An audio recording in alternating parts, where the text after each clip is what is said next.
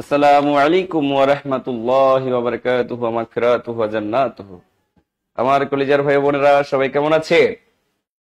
একটু ঝটপট কমেন্ট করতে হবে, ঝটপট কমেন্ট করতে হবে যে আমরা সবাই কেমন আছি। আমার সবকিছু ক্লিয়ারলি শোনা যাচ্ছে কিনা এবং দেখা যাচ্ছে কিনা একটু কমেন্ট করবো আমরা সবাই। ওকে, অল ক্লিয়ার।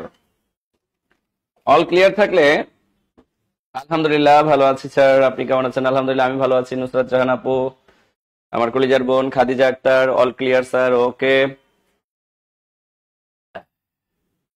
ওকে, মাশাআল্লাহ, জাযাকাল্লাহু খাইরান। আমার কলিজার বোনেরা, কলিজার ভাইয়েরা সবাই যুক্ত হয়েছি। তো আমরা আমাদের ক্লাসটা মনে হয় শুরু করে দিতে পারি, তাই না? আমি কি তাহলে ক্লাস শুরু করে দিব? আকরাম ভাই ক্লিয়ার স্যার। ওকে ওকে, তাহলে আমরা আমাদের ক্লাসটা শুরু করে দিই, তাই তো? জি স্যার, স্টার্ট করেন। ওকে, ঠিক আছে কলিজার বোন খাদিজা আক্তার আপু, তাহলে আমি স্টার্ট করে দিলাম। তাহলে আমরা সবার আগে যে কাজটা করব সেটা হচ্ছে বৃত্তের বেসিক জিনিসগুলো আগে জানার চেষ্টা করব। কি জানবো? বৃত্তের বেসিক ইনফরমেশন গুলো আমরা জানার চেষ্টা করব। তো সবাই আমরা হেডিং দেই বৃত্ত। সবাই আমরা হেডিং দেই বৃত্ত। হেডিং দিছি, খাতা কলম নিয়ে সুন্দরভাবে বসে যাই। শুনেন, ডিপ্রেশনে যাবেন না। অনেকেই এই যেমন ক্লাসটা না করে বাসায় বসে আছে বা হচ্ছে আদার্স কোনো কাজ করতেছে, পড়াশোনা থেকে কখনোই ছিটকে যাবেন না। কারণ পড়াশোনা এমন একটা জিনিস যে পড়াশোনা থেকে যদি আপনি একবার যদি আপনি ছিটকে যান, তাইলে এই ছিটকে যাওয়াটাই আপনার জীবনের জন্য কাল হয়ে দাঁড়াবে। কারণ পড়াশোনা থেকে একবার ছিটকে গেলে ওটা থেকে আর ব্যাগ আসা যায় না। বরং পড়াশোনাটাকে ধরে রাখলেই ফার্স্ট টাইম সফলতা চলে আসে। একটু ধৈর্য ধরেন, দেখবেন যে সব সার্কুলার আসা শুরু করবে। সার্কুলার গুলো আসলেই দেখবেন যে যারা এখন পরিশ্রম করতেছেন প্রত্যেকেই জব পাবেন। কিন্তু যারা ধৈর্যহীন হয়ে পড়াশোনা থেকে ছিটকে যাচ্ছে, এরা কিন্তু দিন শেষে গিয়ে ওই সারা জীবনই টেনশনেই থাকবে। টেনশনই তারাই থাকে যারা কোনো কিছুর উপর ভরসা রাখতে পারে না। ভরসা রাখেন, বিশ্বাস রাখেন, ধৈর্য রাখেন, শরীরের ভেতরে স্ট্যামিনা তৈরি করেন, ইনশাআল্লাহ সফলতা আসবেই। ইনশাআল্লাহ সফলতা আসবেই। সো কখনোই ডিপ্রেশনে যাবেন না, পড়াশোনার মধ্যে থাকতে হবে ইনশাআল্লাহ। ঠিক আছে আমার কলিজার বোন, কলিজার ভাই?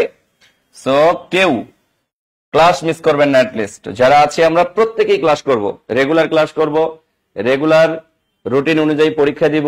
কোনোভাবেই কোনো কিছু আমরা মিসফায়ার করবো না ইনশাআল্লাহ। ইনশাআল্লাহ সফলতা চলে আসবে। কারণ সার্কুলার যেদিন আসবে তারপরে সময় পাবেন 4 মাস। তো সার্কুলারের আগে যদি 2 মাস পড়েন, 2 যোগ 4 সমান 6 মাস। তার মানে আপনার চাকরিটা হয়ে গেল। আর যে 4 মাস পড়লো এই ফাঁকিবাজের চাকরি হইল না। এই 4 মাস যে পড়বে তার কিন্তু চাকরি হবে না, বরং যে 6 মাস পড়বে তারই চাকরিটা হবে। কারণ যে বেশি পরিশ্রম করবে সৃষ্টিকর্তা তাকেই সফল করবে। এটা মাথায় রেখে সবসময় শুধু পরিশ্রম করে যাবো ইনশাআল্লাহ। ওকে, তো আমরা যেটা বলতেছিলাম যে বৃত্ত, তো বৃত্তের বেসিক জিনিসগুলো আমরা আগে জেনে নিই। দেখেন, একটা বৃত্ত যদি আমরা আঁকি, সো এটা একটা বৃত্ত। এই বৃত্তের আমরা জানি যে এর একটা কেন্দ্র থাকতে হয়। কি থাকতে হয়? কেন্দ্র থাকতে হয়। তো বৃত্তের এটা হচ্ছে একটা কেন্দ্র, এবং কেন্দ্রকে সাপেক্ষ করেই কিন্তু বৃত্ত হয়, তাই না? দেখেন, আমরা যদি বলি বৃত্তের মেরুদণ্ড হচ্ছে বৃত্ত থেকে তার পরিধি পর্যন্ত দূরত্ব, অর্থাৎ যাকে আমরা বলি ব্যাসার্ধ।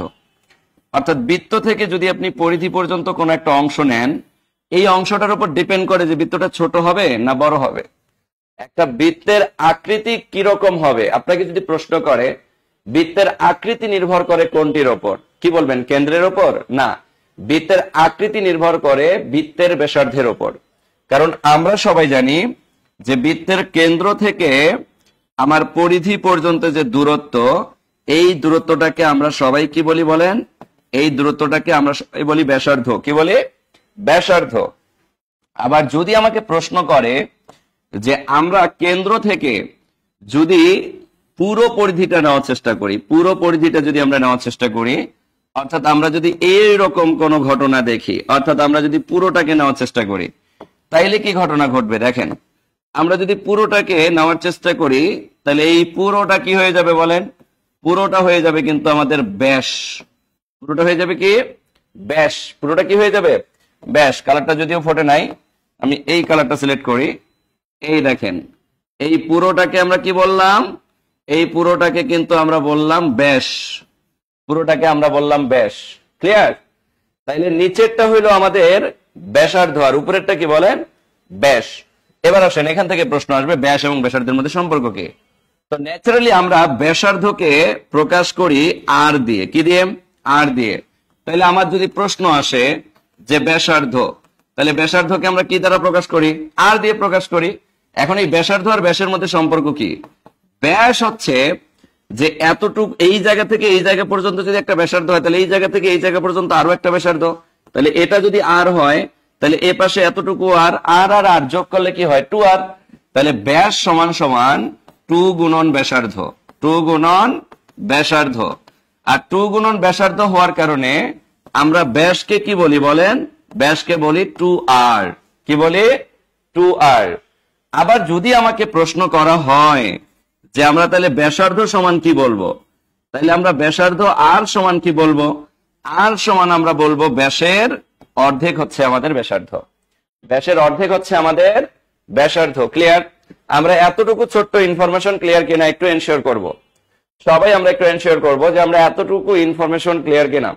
আমার কলিজার ভাই কলিজার বোন একটু ঝটপট কমেন্ট করে জানিয়ে দিব যে আমরা এতটুকু ক্লিয়ার কিনা। তাহলে আমি আবারও বলতেছি আমার লক্ষ্মী ভাই বোন, আমি আবারও বলতেছি যে বৃত্তের কেন্দ্র থেকে তার পরিধি পর্যন্ত দূরত্বকে আমরা বলতেছি কি? ব্যাসার্ধ। আর বৃত্তের কেন্দ্র থেকে দুই পাশের পরিধির যে দূরত্ব, টোটাল দূরত্বটাকে আমরা বলতেছি ব্যাস। টোটাল দূরত্বটাকে আমরা কি বলতেছি? ব্যাস বলতেছি। কি বলতেছি? ব্যাস বলতেছি। ক্লিয়ার? ক্লিয়ার? ক্লিয়ার? ওকে, ক্লিয়ার। তাহলে আর কখনো ভুল হবে বলেন? না, আর কখনো ভুল হবে না। এবার আসে, আমরা যদি এই জায়গাটাকে আরো একটু ইনফরমেশন দিয়ে যুক্ত করতে চাই, তাহলে কি ইনফরমেশন দেওয়া যায়? দেখেন, ধরেন বৃত্তের আপনি যে কোনো জায়গায় একটা কি নিলেন? রেখাংশ নিলেন।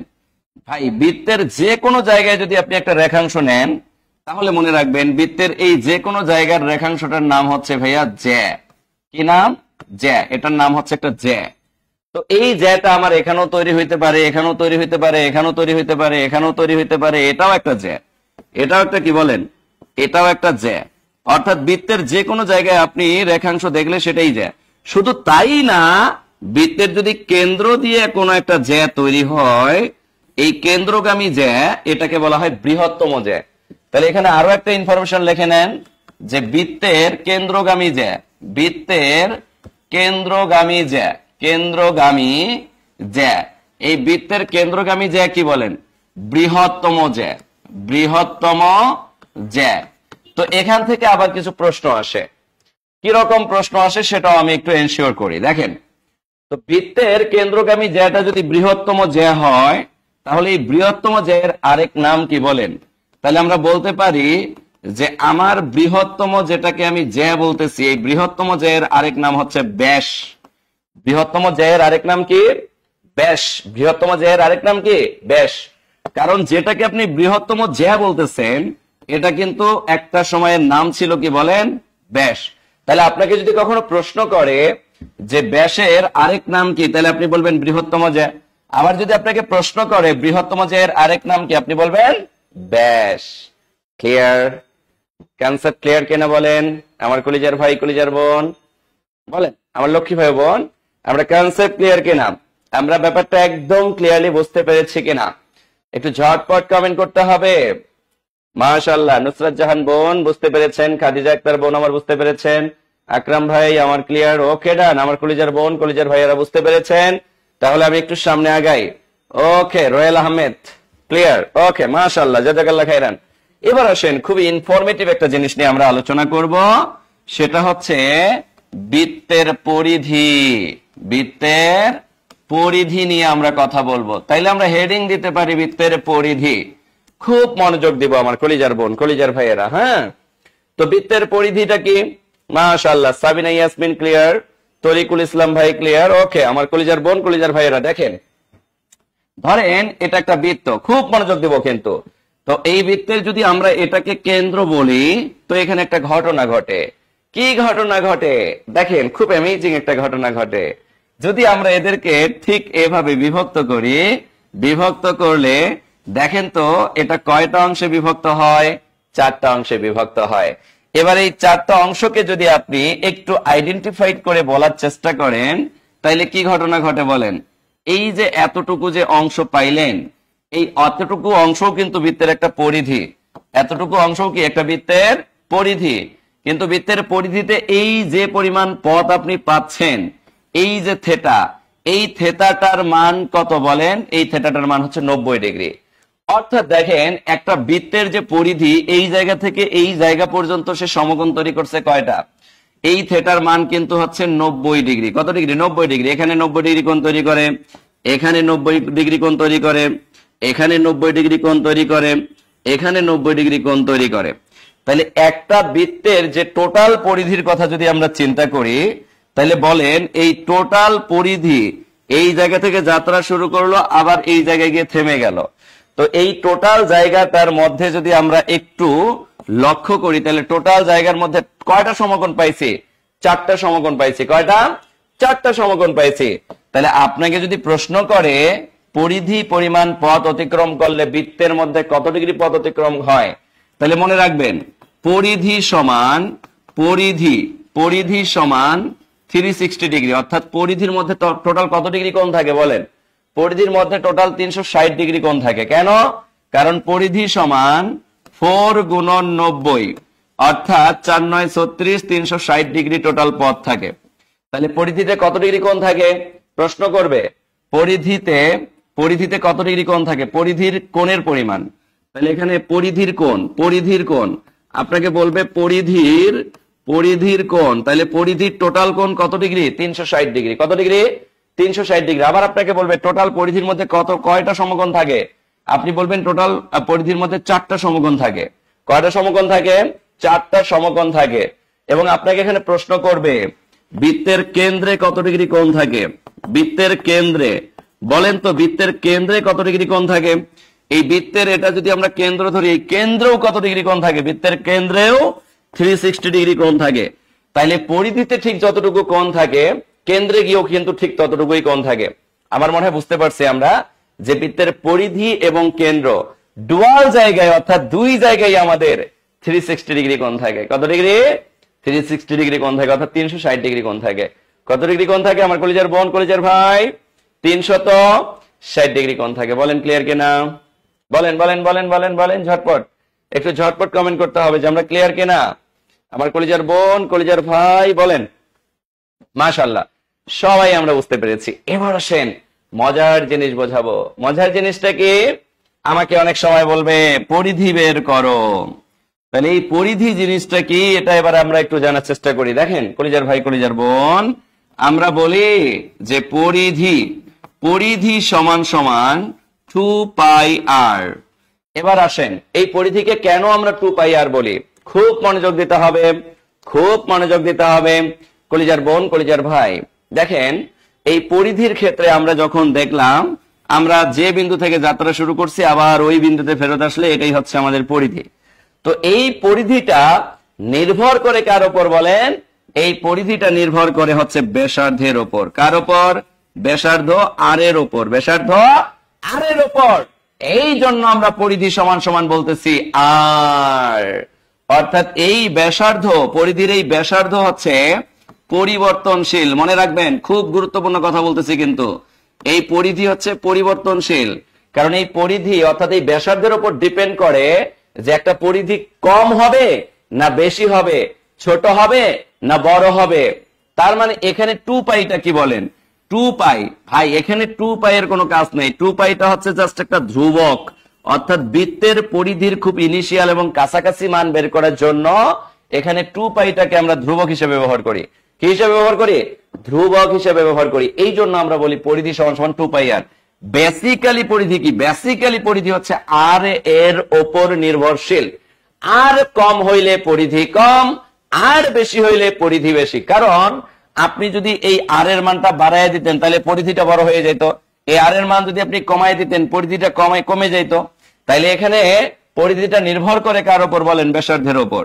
কিন্তু পরিধির সাথে আরো দুটা ধ্রুবক মান রয়েছে, যেটাকে আমরা বলি 2π। কি বলি? 2π। এখন বলেন আমরা পরিধি ক্লিয়ার কি না? আমরা পরিধির ব্যাপারটা ক্লিয়ার কিনা? 2πr কেন ব্যবহার করছি আমরা কি বুঝতে পেরেছি? এখানে 2 পাই এটা জাস্ট ধ্রুবক হিসেবে ব্যবহৃত হয়েছে। কি হিসেবে ব্যবহৃত হয়েছে? ধ্রুবক হিসেবে ব্যবহৃত হয়েছে। কিন্তু এখানে পরিবর্তনশীল কে? পরিবর্তনশীল হচ্ছে আমাদের ব্যাসার্ধ, পরিবর্তনশীল হচ্ছে আমাদের ব্যাসার্ধ। ক্লিয়ার? ওকে, তো এখানে আমাদের আরো কিছু কোশ্চেন আসে। এরকম আপনাকে বলবে যে ব্যাস এবং পরিধির মধ্যে সম্পর্ক। তাহলে আপনাকে যদি প্রশ্ন করে কখনো যে ব্যাস এবং পরিধির মধ্যে সম্পর্ক, তাহলে আপনি কি করবেন? দেখেন, খুব মনোযোগ দেবেন। আমি যদি বলি যে পরিধি ও ব্যাসের সম্পর্ক, দেখেন তো পরিধি ও ব্যাসের সম্পর্কটা আসলে কি। দেখেন, পরিধিকে আমরা বলি 2 পাই আর, আর ব্যাসকে আমরা বলি 2r। তাহলে পরিধি এবং ব্যাসের অনুপাত যদি আপনাকে কখনো বের করতে বলে, তাইলে বলেন এই অনুপাতের মানটা কত হবে? খুব গুরুত্বপূর্ণ একটা কোশ্চেন, এটা অনেকগুলো জব পরীক্ষায় অলরেডি আসছে। আপনাকে যদি প্রশ্ন করে পরিধি এবং ব্যাসের অনুপাত, তাহলে আপনি বলবেন 2 পাই আর ভাগ 2r। তাহলে এখানে আর আর কাটা, 2 কাটা, থাকে কত বলেন? পাই। আর নিচে কোনো কিছু নাই মানে থাকে হচ্ছে 1। এখন অপশনে পাই অনুপাত 1 থাকলে সেটাও রাইট, অপশনে যদি শুধু পাই থাকে সেটাও রাইট, অপশনে যদি পাইয়ের মানটা থাকে 3.1416 সেটাও রাইট, আবার অপশনে যদি ভগ্নাংশ আকারে 22/7 থাকে সেটাও রাইট। অর্থাৎ এখানে 4টা অপশনই রাইট, 4টা অপশনই রাইট। আমি কি কথা বুঝতে পারছি?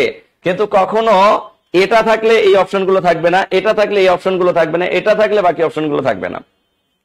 কিন্তু আবার যদি সবগুলো অপশনই থাকে, যেহেতু আমাকে অনুপাত বের করতে বলছে, তাহলে অথেন্টিক প্রশ্নটার উত্তর হবে পাই অনুপাত 1। নিচে মনে মনে কি আছে? একটা 1 আছে, আর উপরে বাকি আছে কি?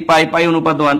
তাহলে পরিধি ও ব্যাসের অনুপাত যদি আমাকে বের করতে বলে, তাহলে পরিধি মানে হচ্ছে 2 পাই আর ব্যাস মানে কি বলেন? 2r, ব্যাসার্ধের 2 গুণ। এই জন্য আমরা পাই আর কাটলাম, 2 কাটলাম, হচ্ছে পাই।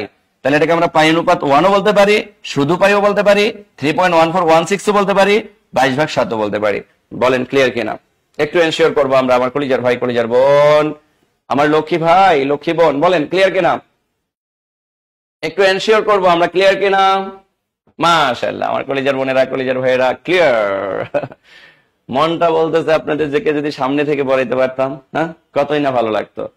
হ্যাঁ, তবে সামনে বসার মতো করেই পড়াচ্ছি। কোথাও কোনো সমস্যা হইলে অবশ্যই আমাকে বলবেন। স্যার 22/7 কিভাবে? এটা বুঝলাম না। আচ্ছা, যদি আপনি 22/7 লেখেন, এটা আছে ভগ্নাংশে, হ্যাঁ, এটা হচ্ছে একটা অপ্রকৃত ভগ্নাংশ। এই ভগ্নাংশটাকে ভাঙলেই আপনি 3.1416 এরকম একটা মান পাবেন। এই জন্য এটাকে ভগ্নাংশ আকারে 22/7 আকারে লেখা হয়, ভগ্নাংশ আকারে 22/7 আকারে লেখা হয়। সুমাইয়া সুলতান আপু, বুঝতে পেরেছেন কলিজার বোন? এটা বেসিক্যালি 22/7 ভগ্নাংশ রূপে দেওয়া, দশমিক রূপে দেওয়া 3.1416। 22/7 কে কোলাবরেট করলেই 3.1416 এরকম সামথিং মান আসবে। আর এটাকে আমরা পাইয়ের মানটা তো আমরা জানি, পাই একটা ধ্রুবক মান। এই ধ্রুবকের মানটাকে ভগ্নাংশ আকারে বললে এটা বলবেন, দশমিক আকারে বললে এটা বলবেন, এই আর কিছু না। ক্লিয়ার? ওকে, আমার অনলাইনে ক্লাস করতে ভালো লাগে, মাশাআল্লাহ। খাদিজা আপুর ধৈর্য, স্ট্যামিনা ভালো। হ্যাঁ হ্যাঁ, অনলাইনেই আমরা একটু অফলাইনের মতো করেই মজা করে ক্লাস করব, যাতে করে কখনোই বোরিং ফিল না হয় বা কখনোই বোরিং ফিল আমরা না করি। ক্লিয়ার? ওকে, আমার কলিজার বোনেরা, কলিজার ভাইয়েরা, আমরা সামনের দিকে আগাই। দেখেন, বৃত্তের পরিধির ব্যাপারটা আমরা বুঝতে পারলাম। এবার যদি আমরা বৃত্তের চাপ নিয়ে কথা বলি, এবার আমরা হেডিং দেব বৃত্তের চাপ। কি হেডিং দেব? বৃত্তের চাপ। এটা কিন্তু খুবই গুরুত্বপূর্ণ, খুবই গুরুত্বপূর্ণ। এই বৃত্তের চাপ থেকে কিন্তু প্রচুর প্রশ্ন আসে কলিজার বোন, কলিজার ভাই। এই বৃত্তের চাপের এখানে লেখেন VVI। বলেন, একটা বৃত্তকে যদি আমরা চাপ দ্বারা বিভক্ত করি, কি করি? চাপ দ্বারা বিভক্ত করি। ওকে, 22/7 এটা কি মূলত না অমূলত? অবশ্যই অমূলত, কারণ এটার মান শেষ করা যায় না। ঠিক আছে? ওকে, একটু মনোযোগ দে। তাইলে বৃত্তের চাপ VVI খুবই গুরুত্বপূর্ণ। দেখেন, এই বৃত্তের চাপ আমরা কাকে বলবো? ধরেন এটা একটা বৃত্ত, তো এটা হচ্ছে একটা কেন্দ্র। একটা জিনিস চিন্তা করেন, বৃত্তের যদি এটা একটা কেন্দ্র হয়, তাহলে কলিজার ভাই আমি যদি এখানে একটা জ্যা আঁকি, তাহলে বলেন এই যে উপরের যে একটা অংশ দেখতে পাচ্ছেন, এই উপরের অংশটারে আমরা কিতা বলবো? বলেন, এই উপরের অংশটারে বলবো আমি এক ধরনের চাপ। আবার নিচের অংশটারে যদি আমি বলি, এই নিচের অংশটা কিন্তু আরেকটা চাপ। তাহলে বলেন একটা বৃত্ত কয়টি চাপে বিভক্ত, যদি প্রশ্ন করে একটি বৃত্ত কয়টি চাপে বিভক্ত, তাইলে আমরা প্রশ্নের উত্তর দিব বৃত্ত দুইটি চাপে বিভক্ত। কয়টি চাপে বিভক্ত? দুইটি চাপে বিভক্ত। দুইটি চাপে বিভক্ত। কয়টি চাপে বিভক্ত?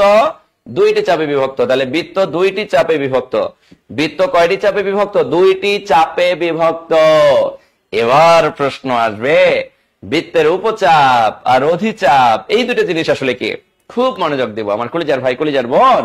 দেখেন, যখন আপনারা বলবে বৃত্তের উপচাপ, বৃত্তের অধিচাপ, মনে রাখবেন যখন আপনি উপচাপ লিখবেন এই দুইটার মান থেকে আপনাকে সুন্দর করে মনে রাখার কৌশল বলাই দেই।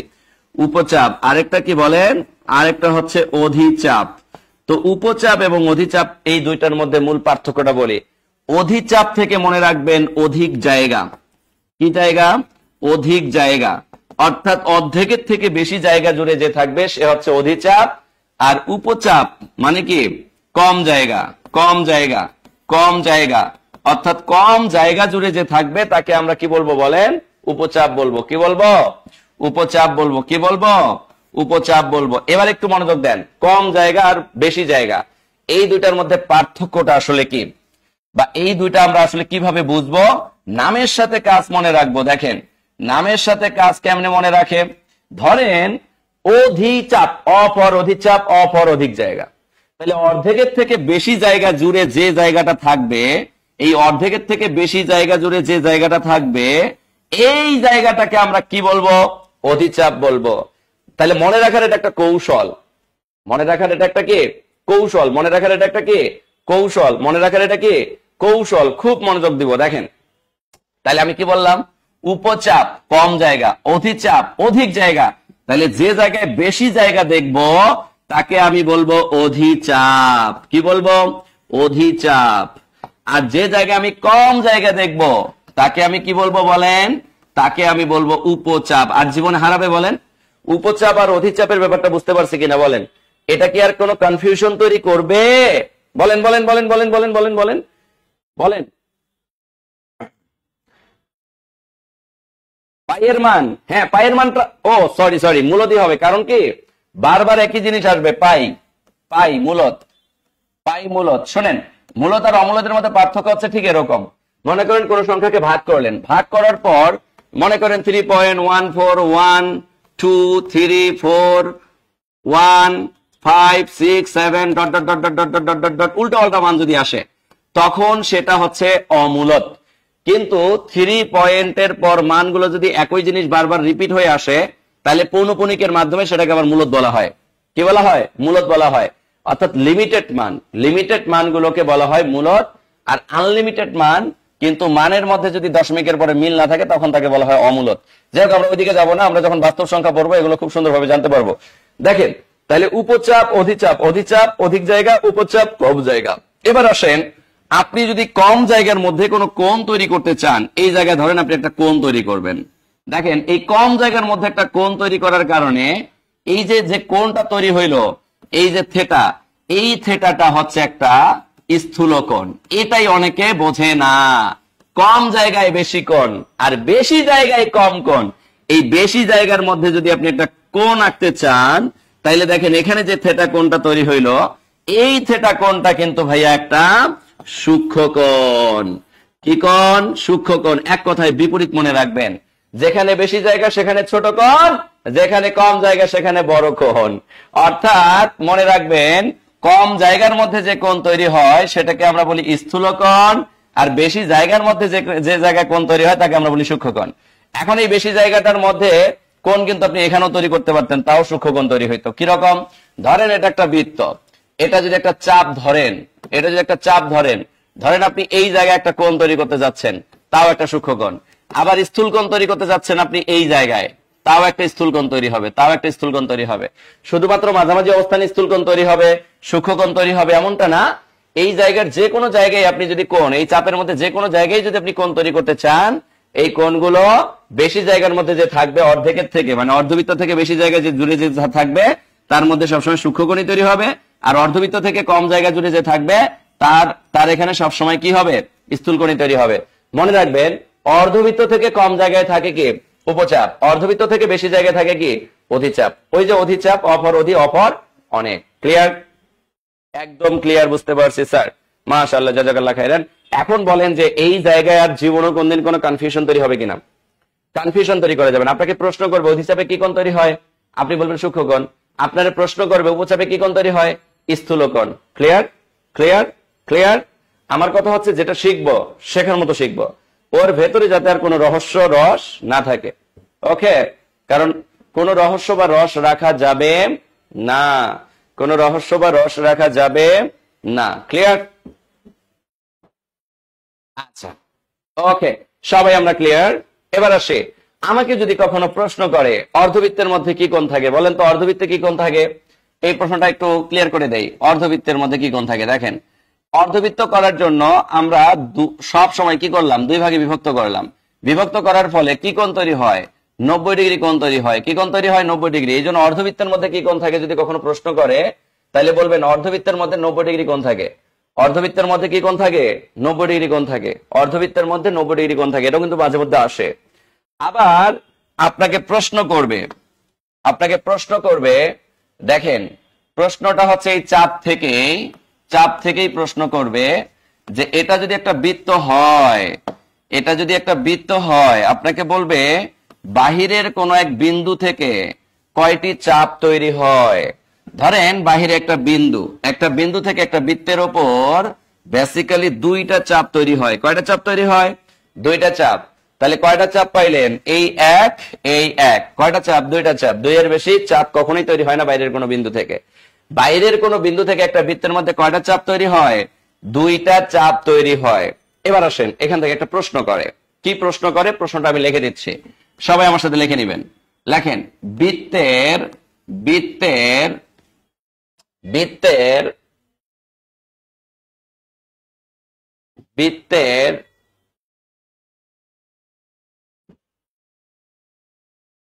দেখেন, মনে করেন এটা বৃত্তের কেন্দ্র থেকে যদি আপনি যে জায়গায় চাপ, অর্থাৎ যে জায়গায় এটাকে আমরা চাপ বলবো না, এটাকে আমরা স্পর্শক বলবো। যদি আপনাকে প্রশ্ন করে বৃত্তের বাহিরের কোন বিন্দু থেকে কয়টি স্পর্শক তৈরি হয়, তাহলে স্পর্শক কয়টা তৈরি হয় বলেন? এখানে লিখে নেন, ছোট্ট করে লিখে নেন। এই কথাগুলো কিন্তু খুবই গুরুত্বপূর্ণ। বৃত্তের বাহিরের কোন বিন্দু থেকে বৃত্তের বাইরের কোন বিন্দু থেকে বৃত্তের বাইরের কোন বিন্দু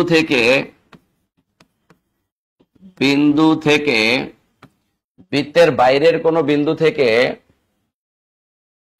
বৃত্তের উপর বৃত্তের উপর দুইটি স্পর্শক তৈরি হয়। স্পর্শক তৈরি হয়। এবার আসেন, এই যে এটা একটা স্পর্শক, এবার এখানে আরো একটা কিন্তু আছে। কিন্তুটা কি দেখেন, প্রশ্ন করবে আপনাকে ঠিক এভাবে, আপনাকে বলবে বৃত্তের স্পর্শ বিন্দুগামী ব্যাসার্ধ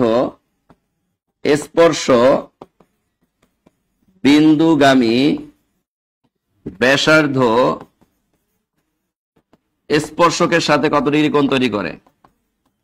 স্পর্শকের সাথে কত ডিগ্রি কোণ তৈরি করে? কত ডিগ্রি কোণ তৈরি করে? খুব মনোযোগ দেন।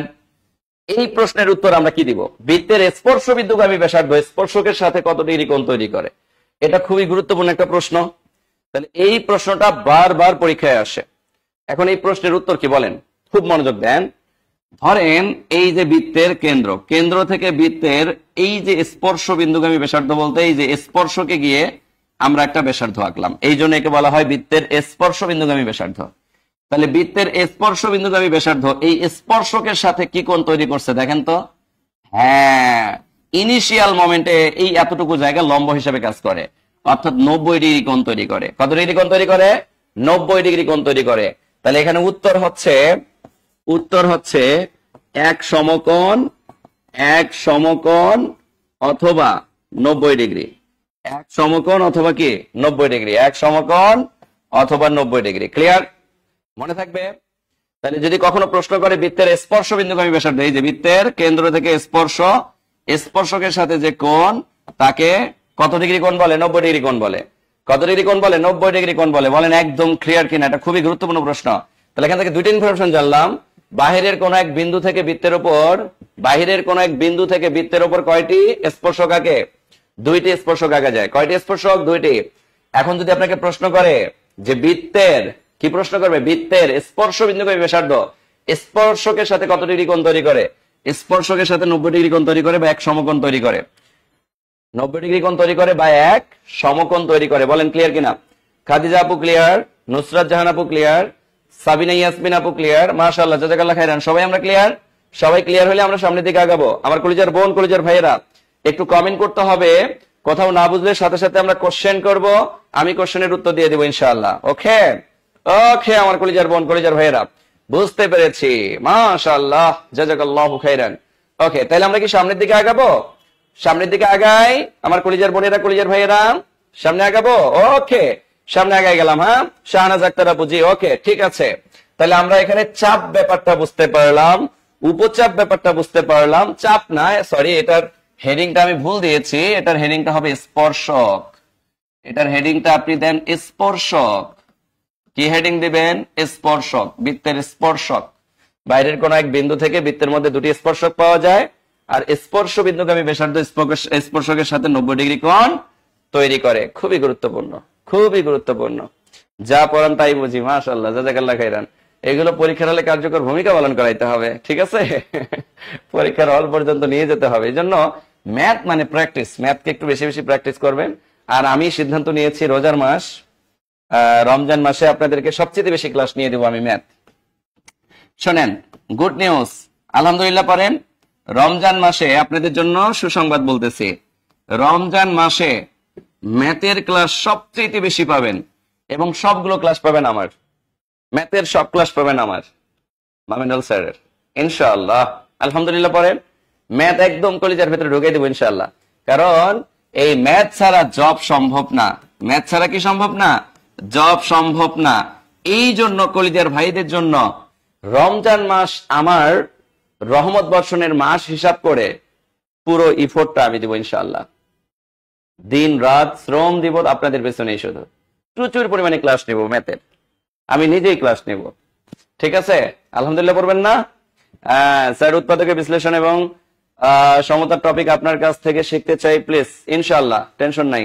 তোমরা শুধু খালি একটু আলহামদুলিল্লাহ পড়ো, শুকরিয়া আদায় করো, আর আমাদের সুস্থ রাখার চেষ্টা করো। আমি সুস্থ থাকলে ইনশাআল্লাহ তোমাদের প্যারা নাই, তোমাদের সবকিছু ক্লিয়ার করে দিব, ঠিক আছে? তোমরা শুধু একটু দোয়া করবা কলিজার বোনেরা, কলিজার ভাইয়েরা। ওকে, তাহলে আমরা একটু সামনের দিকে আগাই। হ্যাঁ, একটু সামনের দিকে আগাই। ওকে, ঠিক আছে, মাশাআল্লাহ, জাযাকাল্লাহ খাইরান। ওকে, তো আমরা যেটা বলতেছিলাম যে আপনি যদি বৃত্তের মধ্য থেকে আরো কিছু এক্সট্রাঅর্ডিনারি কোশ্চেনের কথা বলেন, তাইলে আমরা সেটা নিয়ে একটু কথা বলি। বৃত্ত, দেখেন, এটা যদি একটা বৃত্ত হয়, তাহলে এই বৃত্ত থেকে এবার যদি আমরা কথা বলি বৃত্তের ক্ষেত্রফল নিয়ে, কি নিয়ে? বৃত্তের ক্ষেত্রফল নিয়ে যদি আমরা কথা বলি, তো ক্ষেত্রফলটা আসলে কার উপর ডিপেন্ড? আমি আপনাদেরকে যখন, আচ্ছা ঠিক আছে, আমি আপনাদেরকে যখন চতুর্ভুজ অংশ পড়াইছিলাম, আমি বলছিলাম, বলেন যে ক্ষেত্রফল, এই ক্ষেত্রফল মানেই কি? আপনাদের মনে পড়ে? আমি বলছিলাম ক্ষেত্রফল মানেই সমকোণ সংলগ্ন দুই বাহুর গুণফল। সমকোণ সংলগ্ন দুই বাহুর গুণফল, দুই বাহুর গুণফল, এটাই তো নাকি? এই একই ফর্মুলা এখানে আমরা ব্যবহার করব। তো এটা যদি কেন্দ্র হয়, কেন্দ্র থেকে পরিধি পর্যন্ত দূরত্ব এটাও আর, এখানে কেন্দ্র থেকে এই পরিধি পর্যন্ত দূরত্ব এটাও আর, তাহলে এটা একটা সমকোণ।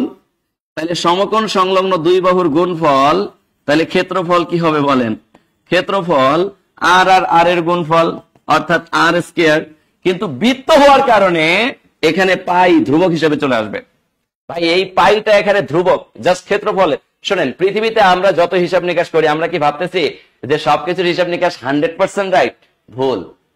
গবেষণায় আমরা কখনোই, মানব জাতি 100% কোনো কিছুই করতে পারবো না, কিছু না কিছু ত্রুটি থাকবে।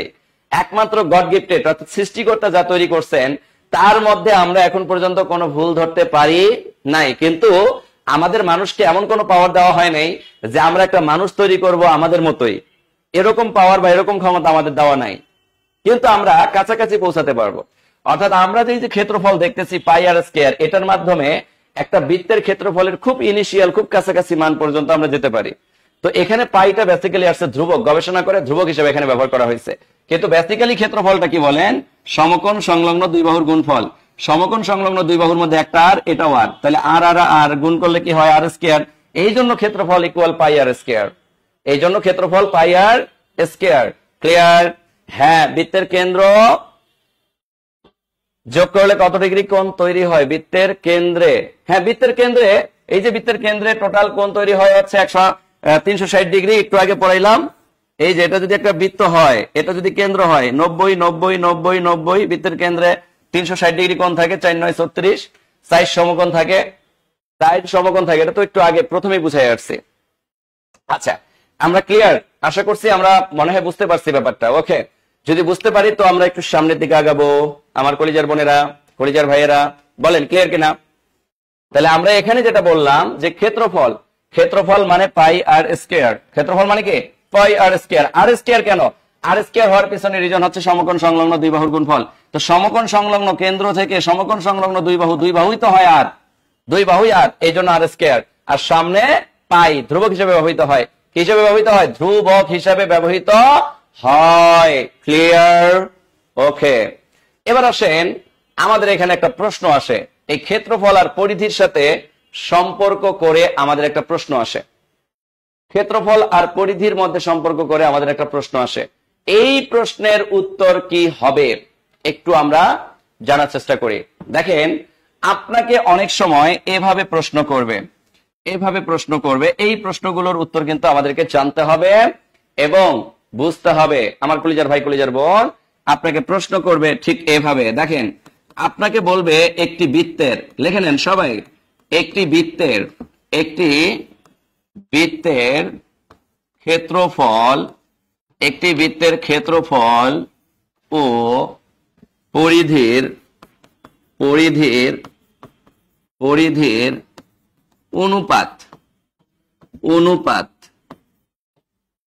অনুপাত ধরেন দেওয়া আছে 4:2 হলে, 4:2 হলে ব্যাসার্ধ কত?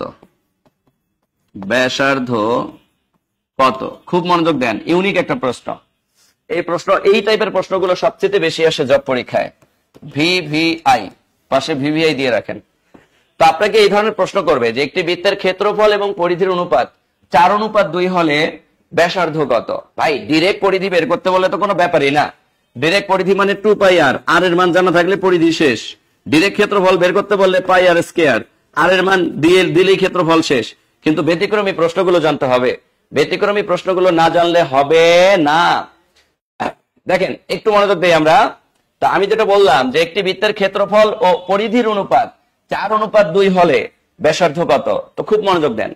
ধরেন বৃত্তের ক্ষেত্রফল, বলেন বৃত্তের ক্ষেত্রফল পাই আর স্কয়ার, বৃত্তের পরিধি 2 পাই আর, এদের মান কত? ক্ষেত্রফলের মান দেওয়া আছে। দেখেন, যেহেতু প্রথমে ক্ষেত্রফল, তার মানে 4টা ক্ষেত্রফলের 4 ভাগ, অনুপাত যেহেতু বলছে 2, তাহলে ভাগ 2। এই তো নাকি? এখান থেকে আমাকে ব্যাসার্ধ বের করতে হবে। কিভাবে? দেখেন, কত সিম্পল একটা ম্যাথ। যেমন এখানে যদি আমরা পাই আর পাই কাটি, কাটা যায়। এখানে যদি আমরা আর আর আর স্কয়ার কাটি, তাহলে একটা আর থাকে। তাহলে এবার দেখেন, এখানে যদি এবার আপনি কোনাকুনি গুণ করেন, 4 দ্বিগুণে কত? 8। আর এখানে যদি 2 দ্বারা আর রে গুণ করেন, তাহলে কত হয়? 2 আর। তাহলে এখানে 2 আর ইকুয়াল 4 দ্বিগুণে 8, 8 বলা যায়। তাহলে আর ইকুয়াল 8 ভাগ 2, তাহলে 2 দ্বারা ভাঙলে কত হয়? 4। তাহলে অতএব ব্যাসার্ধ আর ইকুয়াল কত বলেন? 4। ব্যাসার্ধের মান 4। কত সিম্পল একটা জিনিস, আমরা কত কঠিন ভাবে কি করছি? অবজারভেশন করছি, কিন্তু খুবই সহজ। তাহলে আবার বলতেছি, একটি বৃত্তের ক্ষেত্রফল এবং তার পরিধির অনুপাত 4:2 হলে ব্যাসার্ধ কত? ব্যাসার্ধ কত? ব্যাসার্ধ কত? যদি আমাকে ব্যাসার্ধ বের করতে বলে, তাহলে আমরা ঠিক এভাবে ব্যাসার্ধটা বের করব। ক্লিয়ার? ক্লিয়ার? পারবো ইনশাআল্লাহ? ওকে, তাহলে এখান থেকে আমাকে ব্যাসার্ধ অর্থাৎ আর এর মান বের করতে বলবে। তাহলে ক্ষেত্রফল এবং পরিধি থেকে সুন্দর করে আর এর মান বের করে ফেলা যায়। বলেন ক্লিয়ার কিনা? ক্লিয়ার কিনা একটু এনশিওর করতে হবে কলিজার ভাই কলিজার বোন, একটু এনশিওর করেন যে আমরা ক্লিয়ার কিনা। যদি ক্লিয়ার থাকি তাহলে আমরা সামনের দিকে আগাবো। বলেন ক্লিয়ার, সবাইকে ক্লিয়ার আমার কলিজার বোন কলিজার ভাই? ওকে, সবাই ক্লিয়ার, মাশাআল্লাহ, জাযাকাল্লাহ খাইরান। যদি সবাই আমরা ক্লিয়ার হই তাহলে আমরা, আচ্ছা আবার বলবো, আবার বলতেছি। আমি বললাম একটা বৃত্তের ক্ষেত্রফল, ক্ষেত্রফল কি পাই আর স্কয়ার। বৃত্তের পরিধি, পরিধি কত 2 পাই আর, আর এদের অনুপাত দেওয়া আছে কত 4:2, তাহলে 4/2। এখন এই দুইটা জিনিসকে কাটাকাটি করেন, কাটাকাটিও করতে পারেন ডিরেক্ট, 2 একে 2, 2 দুগুণে 4। তাহলে এখানে আর আর আর স্কয়ার কাটলে একটা আর থাকে, পাই আর পাই কাটা, তাহলে উপরে থাকে আর, নিচে ধরেন 1 আছে। ডিরেক্ট যদি করতে চান ডিরেক্টও করা যায়, নিচে ধরেন 1 আছে, তাহলে আর আর 1 গুণ করলে হয় আর ইকুয়াল, এখানে 2 আর 2 গুণ করলে 2 দুগুণে 4, তাহলে আর এর মান হচ্ছে 4, ব্যাসার্ধ হচ্ছে 4, ব্যাসার্ধ হচ্ছে কি 4। Clear, concept clear? Okay clear. যাক, তাহলে আমরা সামনের দিকে যদি আগাই তাহলে আমরা ক্ষেত্রফল ব্যাপারটা বুঝতে পারলাম। লাস্ট ওয়ান কোশ্চেন আমাকে করতে পারে বৃত্তের আয়তন। ভাই আয়তন মানেই দৈর্ঘ্য গুণন প্রস্থ গুণন উচ্চতা, রাইট? এক্স্যাক্টলি। যদি এটা একটা বৃত্ত হয়, এটা যদি কেন্দ্র হয়, তাহলে ধরেন এই বৃত্তের এটা দৈর্ঘ্য, এটা প্রস্থ, আর এই বরাবর যেটা আছে সেটা উচ্চতা। তাইলে বলেন এটাও যদি আর হয়, এটাও যদি আর হয়, এই বরাবর যেটা আছে এটাও আর। কারণ সার্কেলটাকে তো আমরা বোর্ডের মধ্যে আঁকছি দেখে বুঝতে পারতেছি না। একটা ফুটবল দেখি না, ফুটবলের তো 4-5টাই এরকম থাকে, তাই না? হ্যাঁ, তা ফুটবলের কেন্দ্র বরাবর এই বরাবর যদি এটাকে ব্যাসার্ধ নেই, দৈর্ঘ্য নেই, দৈর্ঘ্যটাও আর হবে। এই বরাবর নিলে প্রস্থটাও আর হবে। আর এই বরাবর যদি নেই এটা উচ্চতাটাও কত হবে? আর হবে। তাহলে দৈর্ঘ্য গুণন প্রস্থ গুণন উচ্চতা, আয়তনের ক্ষেত্রফল, আয়তনের মান। তাহলে আমরা বৃত্তের আয়তন যখন আমাকে বলবে তখন কিন্তু কি হবে বলেন? আর কিউব হবে। কেন আর কিউব হবে? কারণ এর দৈর্ঘ্য আর প্রস্থ আর উচ্চতা আর, এই জন্য আর কিউব। কিন্তু সামনে ধ্রুবক হিসেবে ব্যবহৃত হবে 4/3 পাই, 4/3 পাই, এই জন্য বলা হয় 4/3 পাই আর কিউব। বেসিক্যালি আয়তন কিন্তু আর কিউব, আর 4/3 পাই এটা হচ্ছে ধ্রুবক। 4/3 পাই এটা কি ধ্রুবক, অর্থাৎ আয়তনের ইনিশিয়াল খুব কাছাকাছি একটা ভালো মান আনার জন্য আমরা ধ্রুবক ব্যবহার করি 4/3 পাই, 4/3 পাই। তাহলে এখানে আর কিউব, দৈর্ঘ্য গুণন প্রস্থ গুণন উচ্চতা, এই যে দৈর্ঘ্য প্রস্থ এই বরাবর উচ্চতা, এটাও আর, এই জন্য আর কিউব। আর আর আর আর আর 3টা আর গুণ করলে আর কিউব, 3টা আর গুণ করলে কি আর কিউব। এই জন্য আমরা বলি আয়তন ইকুয়াল 4/3 পাই আর কিউব, আয়তন ইকুয়াল 4/3 পাই আর কিউব। বলেন আয়তন ব্যাপারটা ক্লিয়ার কিনা? আয়তনের ব্যাপারটা আমরা ক্লিয়ার কিনা একটু এনশিওর করতে হবে। বলেন বলেন বলেন বলেন বলেন ক্লিয়ার কিনা? একটু এনশিওর করব। ক্লিয়ার? ওকে। তাইলে আয়তনের ক্ষেত্রে দৈর্ঘ্য গুণন প্রস্থ গুণন উচ্চতা, দৈর্ঘ্য গুণন প্রস্থ গুণন উচ্চতা, এই দৈর্ঘ্য আর প্রস্থ আর উচ্চতা আর, তাহলে আর গুণন আর গুণন আর, আর কিউব, এই জন্য আর কিউব। আর ধ্রুবক হিসেবে এখানে আসছে 4/3 পাই, 4/3 পাই, এটা ধ্রুবক, এটা ধ্রুবক। ওকে, এবার আমরা প্রশ্ন সলভে চলে যাই। দেখেন, বলেন বেসিক ক্লিয়ার কিনা? বলেন বেসিক ক্লিয়ার কিনা? বলেন বেসিক ক্লিয়ার। বেসিক ক্লিয়ার হইলে এবার আমরা প্রশ্ন সলভে গিয়ে দেখবেন যে 90% প্রশ্নের উত্তরই আপনি পারতেছেন, 10% প্রশ্নে গিয়ে আমাকে সহযোগিতা করতে হতে পারে। বলেন বেসিক ক্লিয়ার কিনা? Basic clear. শোনেন, কখনোই কোনো ব্যাপারে প্রশ্ন সমাধানে গুরুত্ব দিবেন না, প্রশ্ন সমাধানে গুরুত্ব দিবেন না। প্রশ্ন সমাধান খুব খারাপ জিনিস। অনেক টিচার দেখবেন শুধু প্রশ্ন সমাধান করায়। ভাই প্রশ্ন সমাধান করে আপনি কখনোই পরীক্ষায় ভালো কিছু করতে পারবেন না।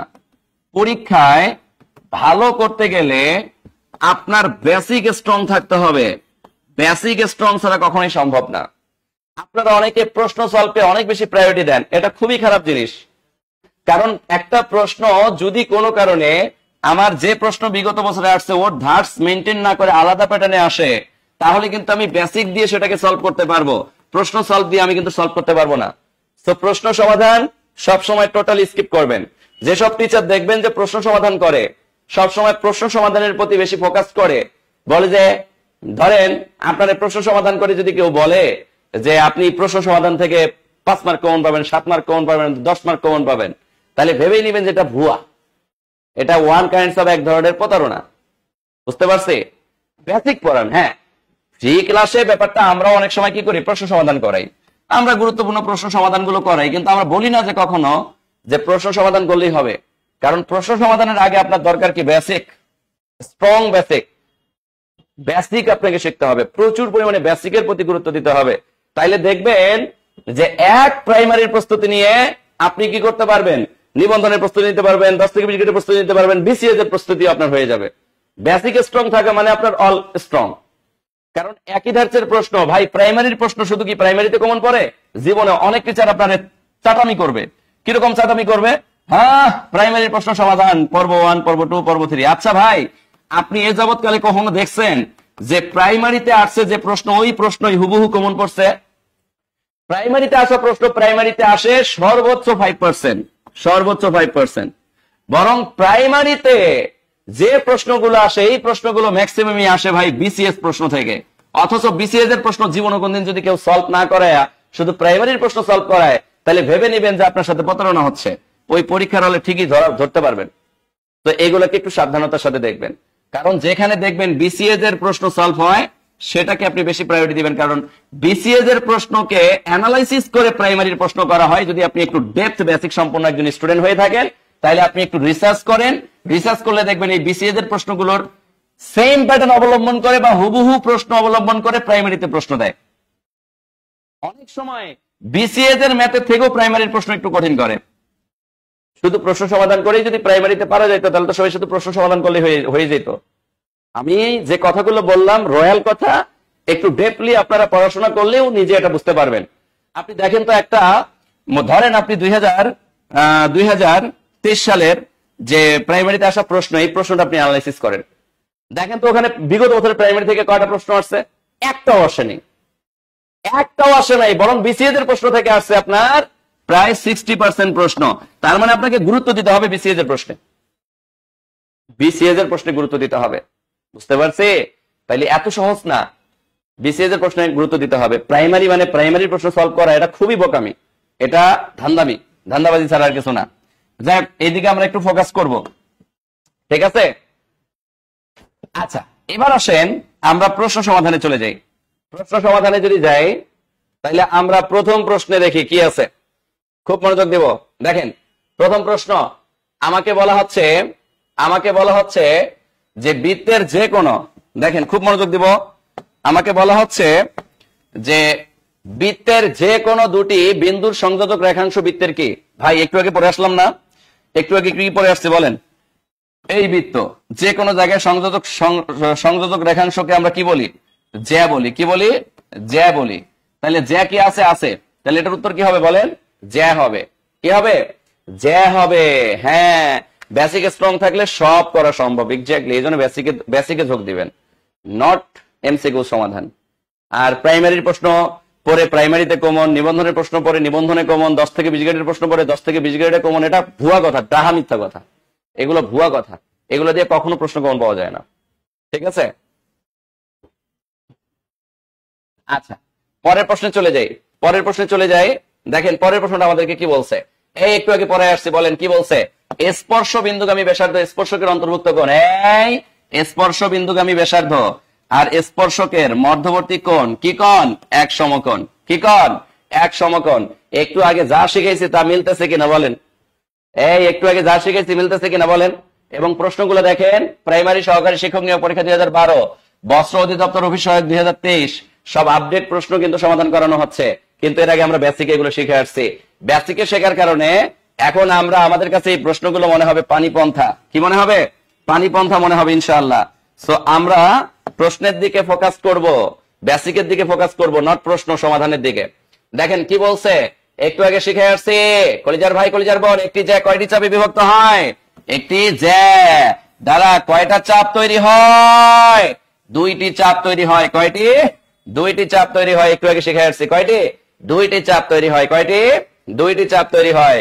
মাশাআল্লাহ, আমার কলিজার বোনেরা আমার আগেই প্রশ্ন দেখা মাত্রই উত্তর দিয়ে দিচ্ছেন। বলেন বৃত্তের বৃহত্তম জ্যাকে কি বলে? বৃত্তের বৃহত্তম জ্যাকে কি বলে? ও আমার কলিজার ভাই, কলিজার বোন, বলেন বৃত্তের বৃহত্তম জ্যাকে আমরা কি বলবো?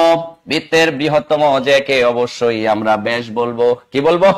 ব্যাস বলবো। এটা যদি বৃত্ত হয়, এটার কেন্দ্র দিয়ে যেটা যাবে সেটাকেই আমরা কি বলি বলেন? ব্যাস।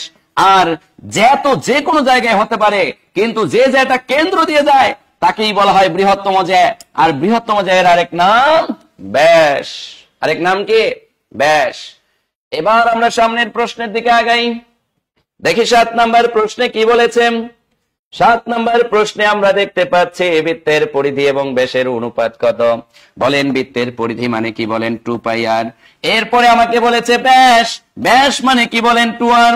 আর কাটা 2 কাটাম, তাহলে এখানে পাই হওয়ার কথা উত্তর, কিন্তু পাই রূপে না দিয়ে পায়ের মানটা ভগ্নাংশ আকারে দিয়ে দিয়েছে 22/7। তাইলে উত্তর কি হবে? বলেন 22/7। উত্তর কি হবে? 22/7। ক্লিয়ার? ক্লিয়ার? ওকে। এবার আমরা সামনের প্রশ্নের দিকে আগাই। কোথাও না বুঝলে সাথে সাথে প্রশ্ন করব। দেখেন কি বলেছে, কি বলেছে, কি বলেছে। আমাকে 8 নাম্বার প্রশ্নে বলা হচ্ছে একটি ফুটবলের ব্যাস 10 ইঞ্চি। ফুটবলের আয়তন কত? আমার কলিজার ভাই, কলিজার বোন, একটু আগে যাহাই বৃত্ত তাহাই ফুটবল, তাহলে আয়তন মানে কি হবে? 4/3πr³ হবে। এখানে আমরা দেখতে পাচ্ছি আমার ব্যাসের মান দেওয়া আছে। ব্যাসের মান আর ব্যাসার্ধের মান তো এক জিনিস না। যদি ব্যাস হয় আমার 10, তাইলে ব্যাসার্ধ কত হবে? অবশ্যই ব্যাসার্ধ ব্যাসের অর্ধেক হবে। তাইলে 10 কে অর্ধেক দ্বারা ভাগ করলে কত পাই? 5 পাই। এবার যদি আমরা মান বসায় দেই, 4/3 গুণন পায়ের মান হচ্ছে 22/7 গুণন আর এর মান হচ্ছে কত? বলেন 5³। এই জায়গায় এসে আমরা একটা মাইন্ড কাট চিপায় পড়ি। এই ধরনের ক্যালকুলেশন যুক্ত ম্যাথ গুলো কিন্তু 1-2টা আসবেই। এবার এই ম্যাথ গুলোকে অনেক দ্রুত করার বুদ্ধিটা কি? বুদ্ধিটা আমি আপনাদেরকে শিখিয়ে দিচ্ছি। আমার কলিজার ভাই, কলিজার বোন, আমরা সবাই জানি আয়তন মানে কি? বলেন আয়তন মানেই হচ্ছে এখানে যা একক থাকবে এটার সামনে ঘন উচ্চারণ হবে, তার মানে উত্তর হবে ঘন ইঞ্চি আকারে। কিন্তু অপশন গুলোতে কি দেওয়া আছে? বলেন একটায় দেওয়া আছে বর্গ ইঞ্চি, তাহলে এটা হবে না। আরেকটা উত্তর দেওয়া আছে ইঞ্চি, এটাও হবে না। আরেকটাই উত্তর দেওয়া আছে ঘন ইঞ্চি, ঘন ইঞ্চি, তার মানে কি দুইটাই উত্তর হবে? বলেন দুইটাই উত্তর হবে না। খুব দ্রুত গতিতে, খুব দ্রুত গতিতে এটাকে পারার বুদ্ধি কি? বলেন পারার বুদ্ধি হচ্ছে লবগুলোকে সবগুলোকে গুণ করে দেওয়া। 5³ কে যদি আপনি গুণ করে দেন তাহলে এখানে পাবেন 125। 125 22 আর 4 যদি গুণ করে দেন একটা মান পাবেন। আর নিচে আছে কত? 3 × 7 21। এই 21 দ্বারা শুধুমাত্র একটা সংখ্যাকে ভাগ করবেন। ওই একটা সংখ্যা যদি শুরুতে 3 আসে তার মানে এটা রাইট, আর যদি শুরুতে 5 আসে তাহলে এটা রাইট। কখনো পুরো ভাগটা করবেন না। পুরো ভাগটা করতে গেলে অনেক সময় লাগবে, আর এটাই আপনার জীবনের জন্য কাল হয়ে যাবে। আমি কি কথা বুঝাইতে পারছি? তাহলে আবারও বলতেছি, এই লবটাকে পুরোটাকে গুণ করে দিবেন। গুণ করার পর যে মান পাবেন 3 × 7 21 দিয়ে একবার ভাগ করবেন। একবার ভাগ করে যদি প্রথম ভাগফলটা যদি 3 পান তাহলে এটা রাইট, আর প্রথম ভাগফলটা যদি 5 পান তাহলে এটা রাইট। শেষ, খেল খতম। পুরো ভাগ করতে গেলে এই একটা ম্যাথ আপনার পুরো সময়টাকে কি করবে? বলেন নষ্ট করে দিবে। কথা কি বুঝাইতে পারছি আমার কলিজার ভাই, কলিজার বোন? বলেন ক্লিয়ার? ক্লিয়ার? ক্লিয়ার? ক্লিয়ার? বলেন ক্লিয়ার কিনা? বলেন ক্লিয়ার সবাই? ওকে, মাশাআল্লাহ, সবাই ক্লিয়ার। তাহলে এই কাজগুলো কখনো আমরা করব না। লব গুণ হর দ্বারা শুধু একবার ভাগ করব। কয়বার? একবার ভাগ করব। একবার ভাগ করলে আমাদের কত আসবে? প্রথম মানে যদি আমি 5 পাই তাহলে 523.60 উত্তর। প্রথম মানটা যদি 3 পাই তাহলে 314.16 উত্তর। এই টেকনিক গুলো অবলম্বন করতে হবে পরীক্ষার হলে। এখন কেউ যদি ডটগিরি করে পুরোটাকে ভাগ করার চেষ্টা করে, তাহলে যে ঘটনাটা ঘটবে, এই পুরো ভাগটা করতে গিয়ে তার 2 থেকে 3 মিনিট সময় লেগে যাবে। এই যে 2 থেকে 3 মিনিট সময় সে নষ্ট করলো, এই নষ্ট করার কারণে তার জীবনে কাল চলে আসলো। তো নিজের কপাল নিজে নষ্ট করা যাবে না। আমি কি কথা বুঝাতে পেরেছি আমার কলিজার বোনেরা? তো এই মাঝে মধ্যে একটু টেকনিক অবলম্বন করবেন। কি অবলম্বন করবেন? টেকনিক অবলম্বন করবেন। যাই হোক, আমি এবার পরের কোশ্চেনে চলে যাই। মাশাআল্লাহ, ওকে, পরের কোশ্চেনে চলে যাই। দেখেন পরের কোশ্চেনটা আমাদেরকে কি বলছে। খুবই অ্যামেজিং একটা প্রশ্ন। আমাকে বলা হচ্ছে বৃত্তের পরিধির বৃত্তের ব্যাস দেওয়া আছে 26। ব্যাস যদি দেওয়া থাকে, পরিধি যদি বের করতে বলে, আমার ব্যাসটাকে কিসে পরিণত করতে হবে? বলেন ব্যাসার্ধে পরিণত করতে হবে। ব্যাসার্ধ আর এর মান কত হবে? অবশ্যই ব্যাসের অর্ধেক 13 হবে। এবার আমাকে পরিধির মান বের করতে বলেছে। পরিধি মানে কি? বলেন 2πr। যদি আমি 2πr এর জায়গায় মান বসাই দেই, 13 13 দ্বিগুণে কত? বলেন 26। তার মানে উত্তর কত? উত্তর হচ্ছে 26 পাই। তাহলে উত্তর হচ্ছে 26 পাই। কে আছে প্রশ্নে? হ্যাঁ আছে, খ। তাহলে এই প্রশ্নটা দেখেন, 14তম প্রভাষক নিয়োগ পরীক্ষা 2017, পররাষ্ট্র মন্ত্রণালয় সুপারিনটেন্ডেন্ট 2024 সালে আসা একটা প্রশ্ন। আমি কি বানিয়ে দিয়েছি? না, এটা এসেছে, এটা এসেছে। ক্লিয়ার? নেট প্রবলেমের কারণে মাঝে মধ্যে একটু ঝাপসা দেখবেন, নেট ঠিক হয়ে গেলে আবার ঠিক হয়ে যাবে। আচ্ছা, তাইলে আমরা পরের প্রশ্নের দিকে চলে যাই। পরের প্রশ্নটা আমাদেরকে কি বলেছে দেখেন, আবারও একই টাইপের প্রশ্ন। আমাকে বলতেছে বৃত্তের পরিধি, পরিধি মানে 2 পাই আর, আর ব্যাস, ব্যাস মানে হচ্ছে 2 আর, আর কাটা 2 কাটা। এবার অপশনে পাই রূপে দেওয়া, তাহলে অপশন কোনটা রাইট হবে বলেন? অবশ্যই পাই রাইট হবে। তাহলে উত্তর কি হবে? উত্তর ক, উত্তর ক, উত্তর ক। Clear? Clear clear clear clear clear. Topic ব্যতীত কমেন্ট বারবার দেশকে, ওরা কি আজকে ক্লাসের বাইরে কোনো টপিক নিয়ে কথা কইছে?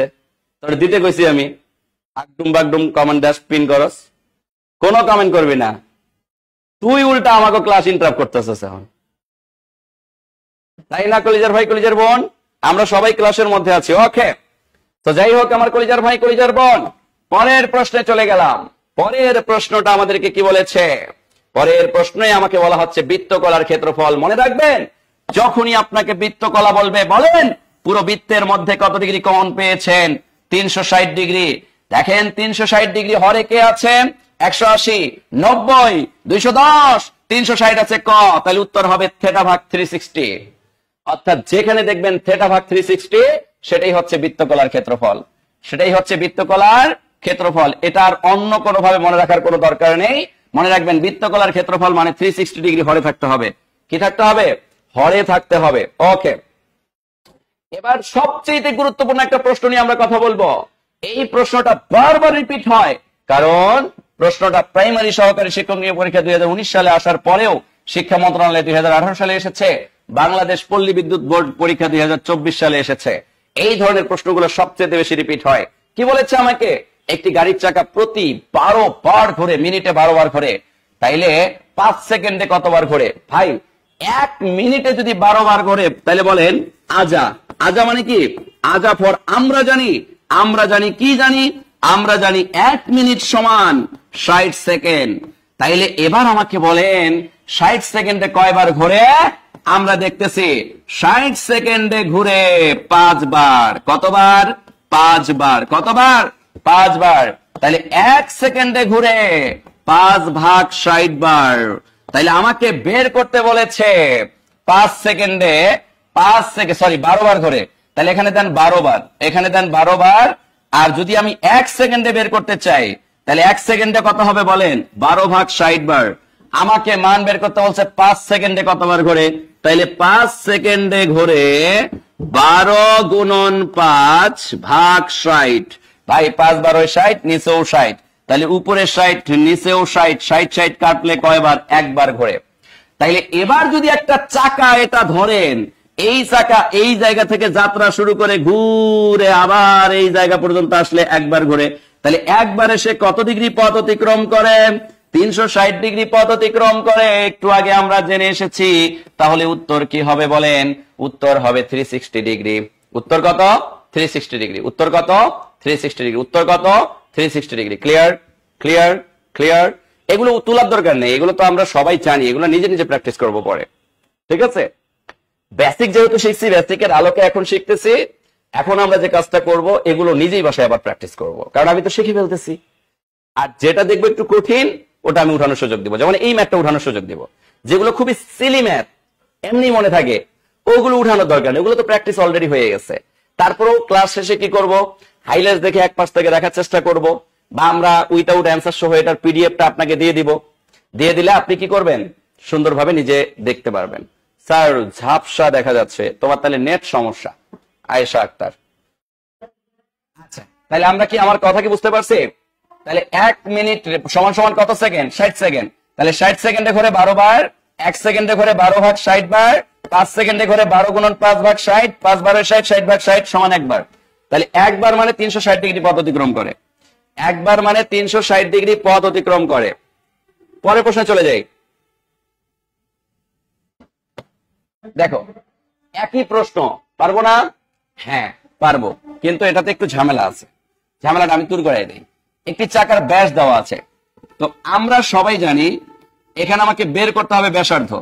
ব্যাসার্ধ হচ্ছে ব্যাসের অর্ধেক, তাহলে এটা কত হবে বলেন? 2.1 হবে, কারণ 4.2 এর অর্ধেক হচ্ছে 2.1। এবার আসেন, আমাকে বলতেছে যে চাকাটি যদি 330 মিটার পথ অতিক্রম করে তাহলে সে কয়বার ঘুরবে। খুবই সিম্পল একটা ম্যাথ। আমরা এই ব্যাসার্ধ দিয়ে আগে পরিধি পরিমাণ মানটা বের করব, কারণ পরিধি পরিমাণ পথ অতিক্রম করে সে একবারে। ধরেন এটা যদি একটা চাকা হয়, এই চাকাটা এই জায়গা থেকে ঘুরে আবার এই জায়গায় আসলো, তার মানে সে একবার ঘুরলো। এই একবার ঘোরা মানে সে কিন্তু পরিধি পরিমাণ ঘোরা, সে পরিধি পরিমাণ ঘোরা। তাইলে আমরা যদি পরিধির মানটা বের করি, এই পরিধির মানটা কত বের হয় এটা আমরা একটু দেখার চেষ্টা করি। 2 গুণন পাইয়ের মান ধরেন 3.1416 গুণন ব্যাসার্ধের মান হচ্ছে 2.1, 2 পাই আর ডিরেক্ট মান বসাই দিলাম। তাহলে এটা আসবে কত বলেন? 13.2 মিটার।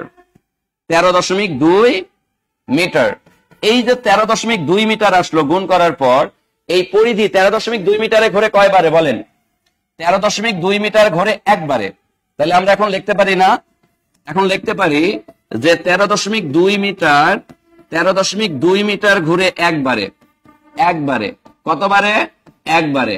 তাহলে আমরা যদি এবার দেই যে 1 মিটার ঘুরে, তাহলে 1 ভাগ 13.2 বারে। এবার যদি আমরা দেই টোটাল 330 মিটার ঘুরে, তাহলে 330 মিটার ঘুরে 1 গুণন 330 ভাগ 13.2, কাটাকাটি করো, ফাটাফাটি করো, কত আসে দেখো। কতবারে আসবে বলো? কতবারে আসবে? এই কাটাকাটি করলে কতবারে আসবে বলো? 13.2। যদি কেউ কাটাকাটি করতে না পারে এই দশমিক উঠাই দিবা, তাহলে নিচে থাকবে 132। এখানে একটা শূন্য বেড়ে যাবে, এখানে একটা শূন্য বেড়ে যাবে। তাহলে 132 দ্বারা কি করবা? তুমি উপরে কাটাকাটি করবা। উত্তর আসবে হচ্ছে 13.2 দ্বারা 330 কাটলে উত্তর আসবে 25 বার। উত্তর আসবে কত? 25 বারে। অর্থাৎ কাটাকাটি করলে তোমার আসবে 25 বার। কতবার? 25 বার। কতবার? 25 বার। একটু দ্রুত উঠায় নাও। আবার বলতেছি, ব্যাসার্ধ কত? 2.1। ব্যাসার্ধ যদি আমি পাই তাহলে পরিধির মানটা বের করতে পারবো, কারণ এই যে পরিধির পরিমাণ বের করা মানে পরিধি পরিমাণ পথ মানে একবার ঘোরা। তাহলে পরিধি হচ্ছে 2 পাই আর, মান পাইলাম 13.2। তাহলে 13.2 মিটার ঘরে একবারে, পরিধি পরিমাণ পথ অতিক্রম করা মানে একবার ঘোরা। তাহলে 1 মিটার ঘরে কি 1 ভাগ 13.2, তাহলে 330 মিটার ঘুরবে কি 1 গুণন 330 ভাগ 13.2, কাটাকাটি করলে 25 বারে। কতবারে? 25 বারে। ক্লিয়ার? পরের প্রশ্নে চলে যাও। দেখো কি বলছে, বৃত্তের একই চাপের উপর দণ্ডায়মান কেন্দ্রস্থ কোণ পরিধিস্থ কোণের কত গুণ? খুবই সিম্পল, এটা একটা বৃত্ত, মনে রাখবা। বৃত্তের একই চাপের উপর দণ্ডায়মান কেন্দ্রস্থ কোণ পরিধিস্থ কোণের কত গুণ? তাহলে এটা খুবই সিম্পল একটা সিলি প্রশ্ন। কিরকম? ধরো একটা বৃত্তের ভেতর আমি এটা একটা চাপ নিলাম, তো এটা বৃত্তের কেন্দ্র। এবার বৃত্তের এই যে এই জায়গা থেকে এই জায়গায়, এই জায়গা থেকে এই জায়গায় যদি আমরা কোণ আঁকি, তাহলে এই কোণটাকে আমরা বলি পরিধিস্থ কোণ। এটাকে আমরা বলি পরিধিস্থ কোণ। এটাকে আমরা বলি পরিধিস্থ কোণ, অথবা এটার আরো একটা নাম হচ্ছে বৃত্তস্থ কোণ। কি কোণ? বৃত্তস্থ কোণ। মনে রাখবো আমরা, বৃত্তস্থ কোণ। তো এই পরিধিস্থ কোণ বা বৃত্তস্থ কোণ, এই কোণটা, এই যে ভেতরে যে কোণটা আছে এটাকে আবার বলে কেন্দ্রস্থ কোণ। কি কোণ? কেন্দ্রস্থ কোণ। তাহলে এটা যদি আমার কেন্দ্রস্থ কোণ হয়, এই কেন্দ্রস্থ কোণটা পরিধিস্থ বা বৃত্তস্থ কোণের দ্বিগুণ হয়। কয় গুণ? দ্বিগুণ। তাহলে কেন্দ্রস্থ কোণ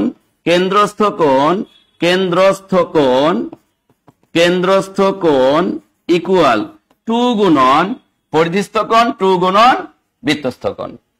তাহলে 2 গুণন পরিধিস্থ কোণ 2 গুণন পরিধিস্থ কোণ অথবা 2 গুণন বৃত্তস্থ কোণ। তাহলে 2 গুণ কেন্দ্রস্থ কোণের 2 গুণ পরিধিস্থ কোণ। তাহলে আমাকে বলছে একই বৃত্তের পড়বেন কেন্দ্রস্থ কোণ পরিধিস্থ কোণের, তাহলে পরিধিস্থ কোণের কত গুণ? পরিধিস্থ কোণের কেন্দ্রস্থ কোণটা 2 গুণ। তাহলে উত্তর কি হবে বলেন? দ্বিগুণ। উত্তর হবে গ। উত্তর হবে কত? গ, দ্বিগুণ। আমার কথা মনে বুঝতে পারছে? তাহলে এই যে একটা চাপ নিলাম, এই চাপ দ্বারা যদি আমি একটা কোণ আঁকি, তাহলে এই কোণ আর এই কোণ সমান। এই কোণ সমান কেন? কারণ কেন্দ্র থেকে পরিধি, সমদ্বিবাহু ত্রিভুজের ভূমি সংলগ্ন কোণ সমান। তো এই ক্ষেত্রে আমার কেন্দ্রে যে কোণটা তৈরি হয়, এই কোণটা পরিধির দ্বিগুণ হয়। পরিধির কত গুণ হয়? দ্বিগুণ হয়। তা পরিধির দ্বিগুণ হওয়ার কারণে তাহলে আমাকে বলছে পরিধি কোণের কত গুণ? তাহলে কেন্দ্রস্থ কোণটা পরিধির কোণের দ্বিগুণ, পরিধিস্থ কোণের দ্বিগুণ বা বৃত্তস্থ কোণের দ্বিগুণ। এই পরিধিস্থ কোণ যা, বৃত্তস্থ কোণ তা, মনে রাখবেন, তাইলে আর কখনো ভুল হবে না। বলেন ক্লিয়ার কিনা? বলেন ক্লিয়ার কিনা?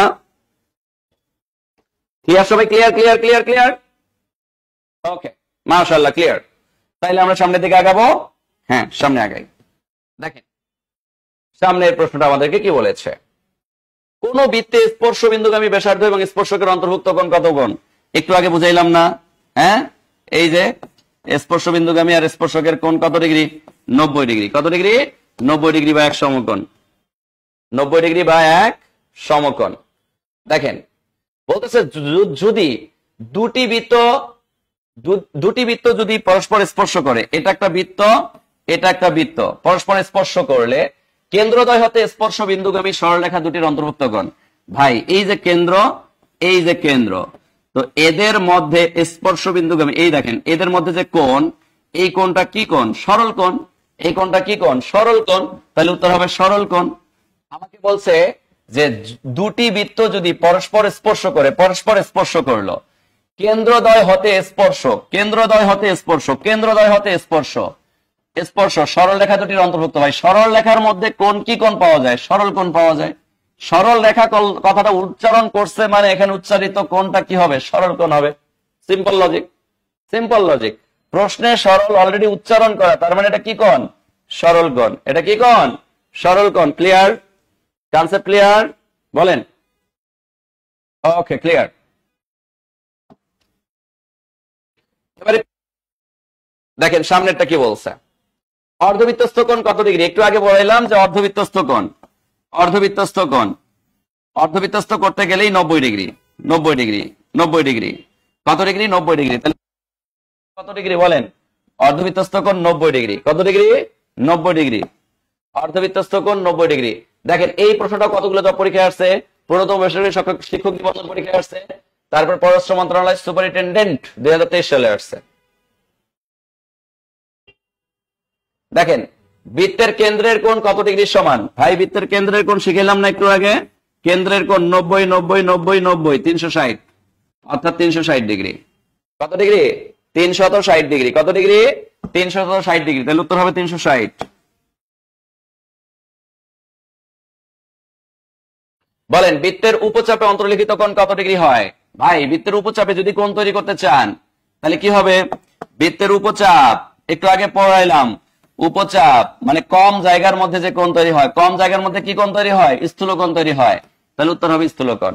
উপচাপ কম জায়গা, কম জায়গার মধ্যে কি কোণ তৈরি হয়? স্থূল কোণ। এই যে স্থূল কোণ। যদি বলতো অধিচাপ, তাহলে বেশি জায়গার মধ্যে কি কোণ তৈরি হয়? সূক্ষ্ম কোণ। তাইলে হয়তো সূক্ষ্ম কোণ। কি হইতো? সূক্ষ্ম কোণ। একটু দ্রুত আগাচ্ছি কারণ প্রশ্ন সমাধানে বেশি সময় দিতে নাই। এটাকে আমি একটু প্র্যাকটিক্যালি বুঝাই দিই আপনাদেরকে। দেখেন কি বলছে। এটা যদি আমাদের একটা ঘড়ি হয়, খুব মনোযোগ দেন, এটা 12-র কাঁটা, 12, এটা 1, এটা 2, এটা 3, এটা 4, এটা 5, এটা 6, এটা 7, এটা 8, এটা 9, এটা 10, এটা 11।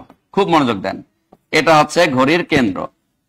তো ধরেন এখানে আমাকে কি বলছে, প্রশ্ন কিন্তু আগে ভালো করে বুঝতে হবে। আমাকে বলতেছে ঘড়িতে এখন রাত 8টা বাজে। ঘড়িতে কটা বাজে? রাত 8টা বাজে। খুব ভালো কথা।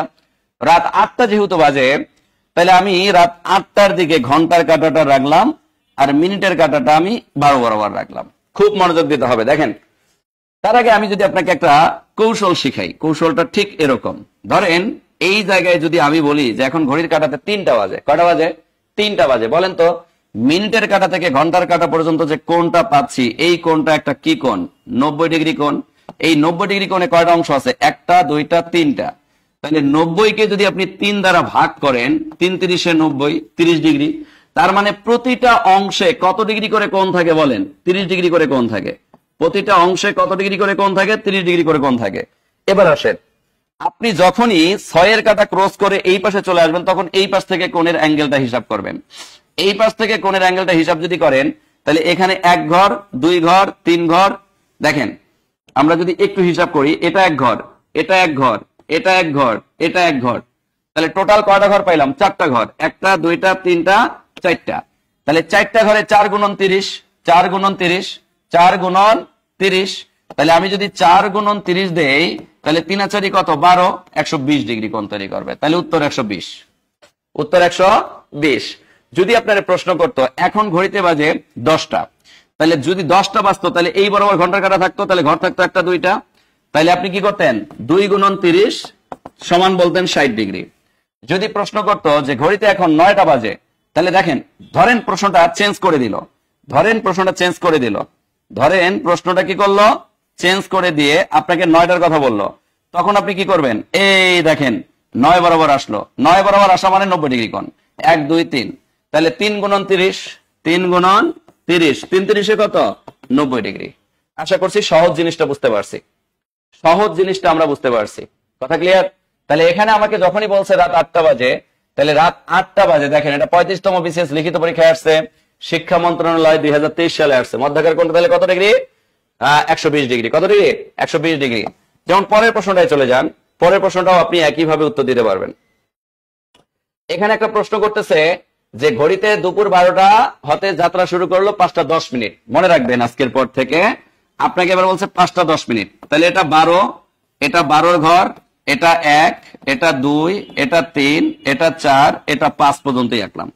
মনে রাখবেন যদি কখনো মিনিট দেওয়া থাকে তাহলে 1 মিনিটে হাফ ডিগ্রি পথ অতিক্রম করে, 1 মিনিটে, অর্থাৎ 1 মিনিট বলতে কি মানে 1 মিনিটে সেকেন্ডের কাটা কিন্তু 60 বার ঘুরে, মানে 60 বার ঠক ঠক ঠক ঠক ঠক ঠক ঠক করে আবার 12 জায়গায় আসে।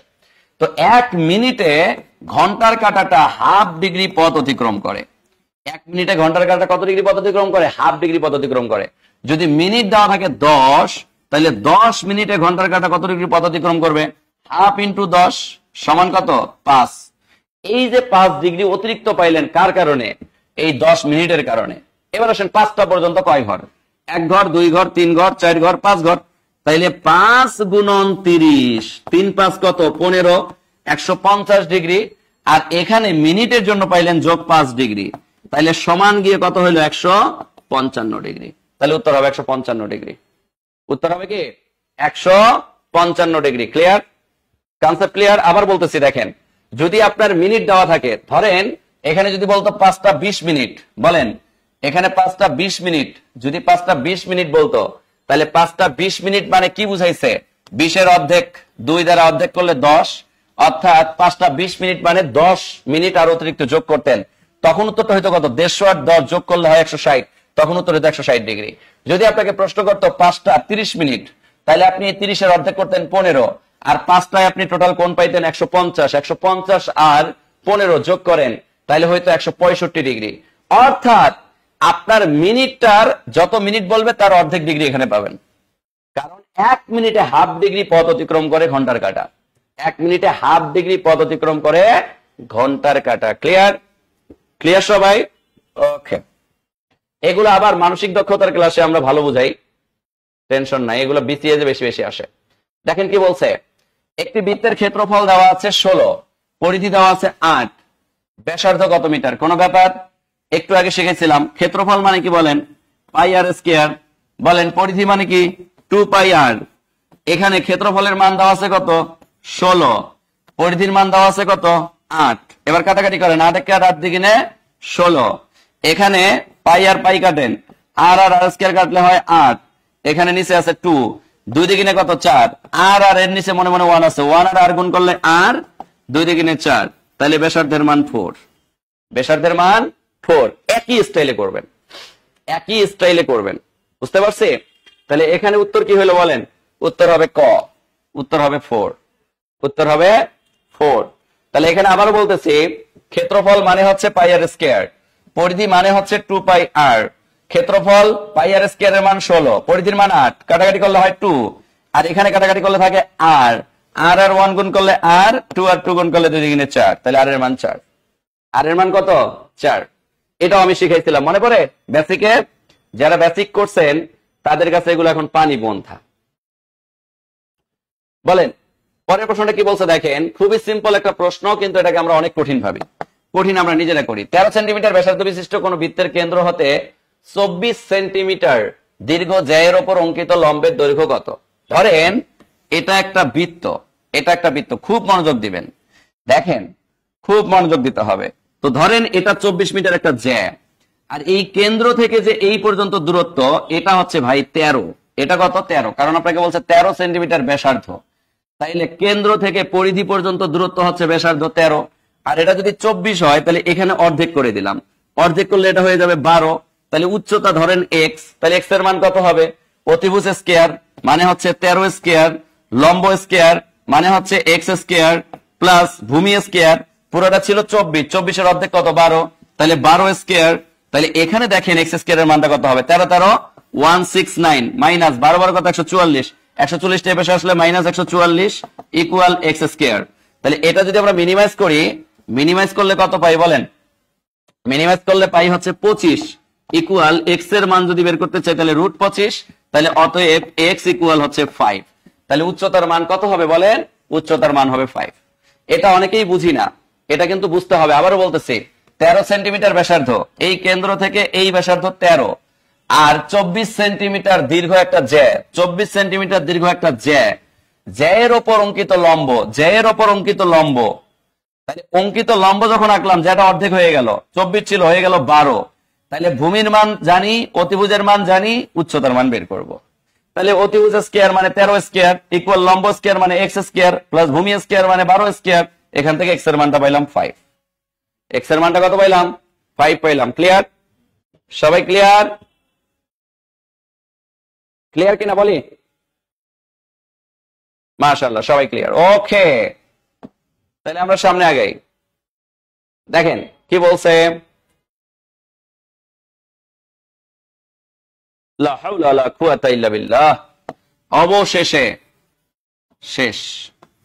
ধন্যবাদ সবাইকে এত কষ্ট করে আমার সাথে দীর্ঘ সময় ধরে ক্লাসটাতে উপস্থিত থাকার জন্য।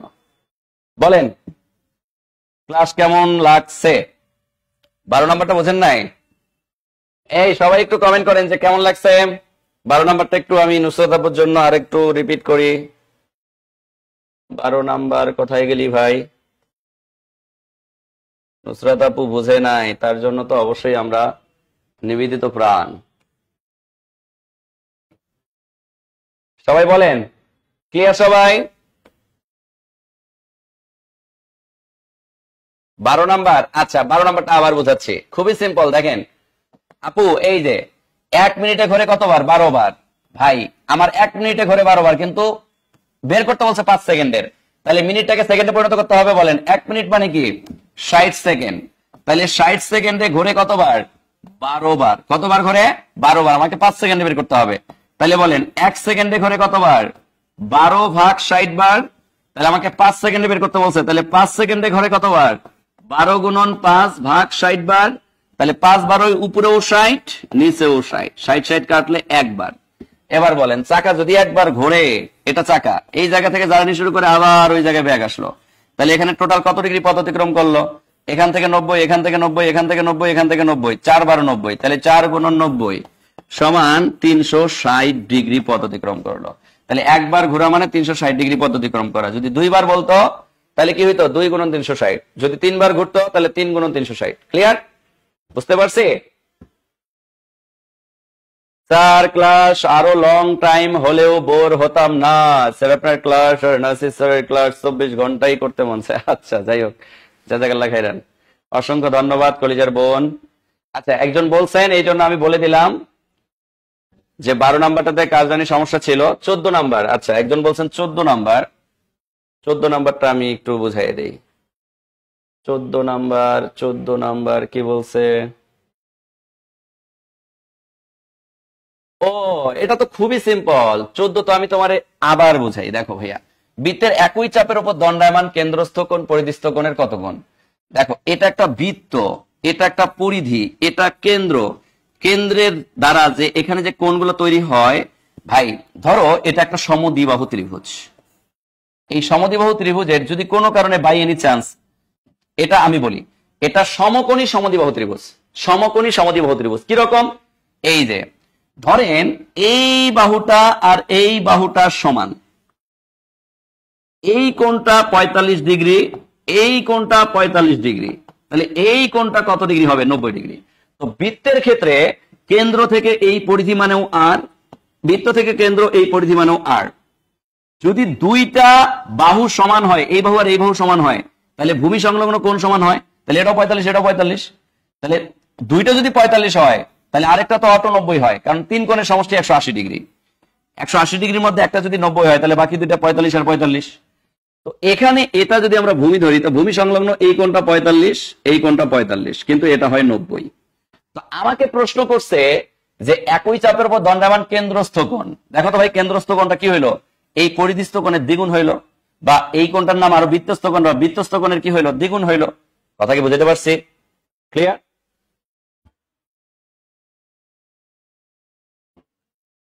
অর্ধবৃত্তের মধ্যে 90 ডিগ্রি কোণ তৈরি হয়, অর্ধবৃত্তের মধ্যে 90 ডিগ্রি কোণ তৈরি হয়, অর্ধবৃত্তের মধ্যে 90 ডিগ্রি কোণ তৈরি হয়। ক্লিয়ার? আয়শা আপু ক্লিয়ার? 14 নম্বর ক্লিয়ার? 14 নম্বর ক্লিয়ার? 14 নম্বরে জাস্ট মনে রাখবেন কেন্দ্রস্থ কোণ পরিধিস্থ কোণের দ্বিগুণ, পরিধিস্থ কোণ কেন্দ্রস্থ কোণের অর্ধেক, কেন্দ্রস্থ কোণের অর্ধেক। আশা করছি বুঝতে পারছি।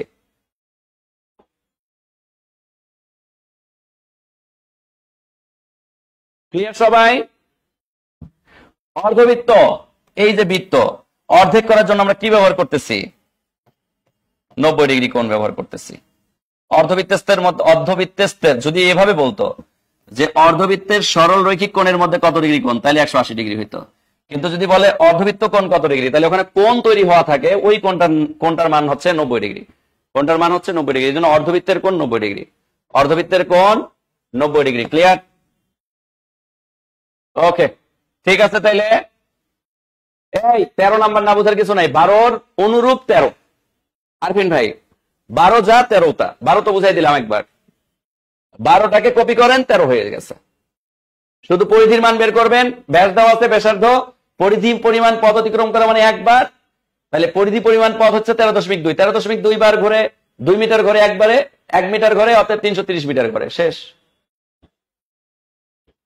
ক্লিয়ার? সবাই ক্লিয়ার বলেন? ক্লিয়ার কিনা?